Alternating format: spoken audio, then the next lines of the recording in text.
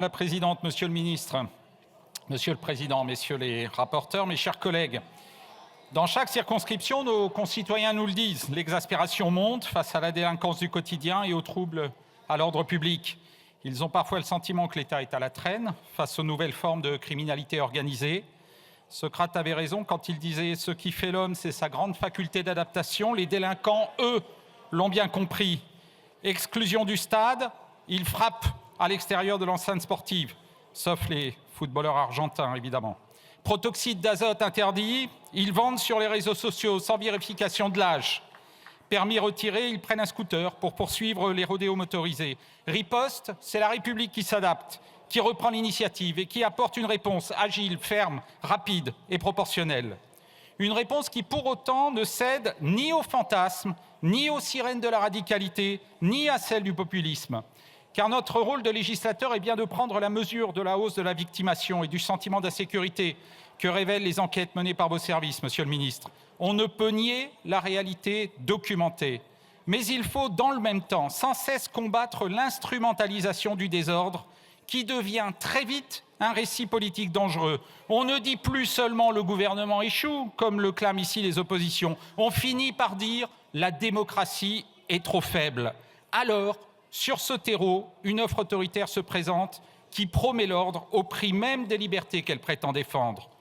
Notre rôle consiste tout autant à combattre l'insécurité dont sont victimes les Français qu'à corriger les affirmations de certains médias d'extrême droite qui, à partir d'un classement international instrumentalisé, laissent croire aux Français qu'ils vivraient dans le 99e pays seulement, le plus sûr de la planète, derrière la Sierra Leone. Notre rôle consiste à dire la vérité face au constat des chaînes d'information en continu qui consacrent près de la moitié de leur temps d'antenne à la sécurité, décrivant sans vergogne un pays à feu et à sang, désignant des boucs émissaires et réclamant des solutions simples à des problèmes qui ne le sont jamais. Et c'est précisément là que le danger guette, car l'histoire nous apprend une leçon implacable. Les mouvements autoritaires ne naissent jamais par hasard, ils profitent des failles. Là où le citoyen constate que la loi existe parfois sur le papier, mais s'efface dans la rue, là où il croit que l'État recule, que l'ordre républicain semble impuissant. C'est la raison pour laquelle, chers collègues de gauche,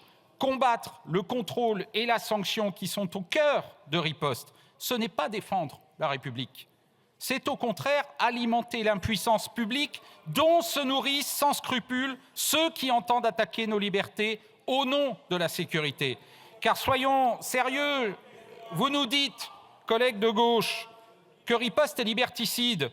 Tout le monde d'ailleurs ici en conviendra, il est singulier de vous voir refuser de qualifier la dictature de dictature le Venezuela de Maduro, tout en affirmant dans le même souffle que la France deviendrait un État policier à cause de ce texte. Ainsi, une extrême gauche qui refuse toute sanction nourrit une extrême droite qui en réclame toujours plus, et plus celle-ci en exige, plus la première dénonce un glissement autoritaire. Ce funeste balai d'une hydre à deux têtes qui se nourrit mutuellement masque une réalité plus simple.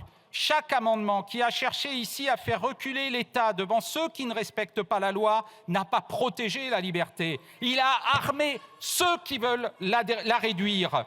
Riposte, c'est justement la République qui ne recule pas. C'est la réponse que nous devons à nos concitoyens, en Loir-et-Cher comme ailleurs. Vous devrez dans quelques minutes justifier devant eux votre vote.